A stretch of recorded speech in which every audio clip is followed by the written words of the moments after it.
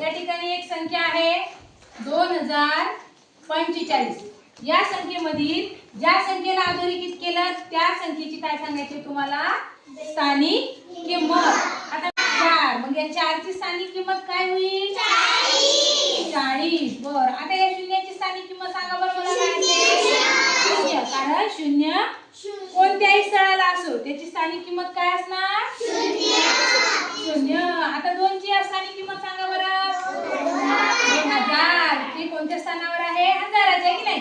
1 2 3 शून्य लावायची त्याच्या समोर. 1 ची स्थानिक किंमत 2000. 5 ची स्थानिक किंमत सांगा 5. आणि आता याच्यावरून काढायचं आहे आपल्याला विस्तारित रूप. लागते आपल्याला या सगळ्यांची काय बेरीज. एकदम सोपं आहे की नाही. बघा 2000 अधिक 0 अधिक 40 अधिक 5 या सगळ्यांची बेरीज किती येईल मग 2045.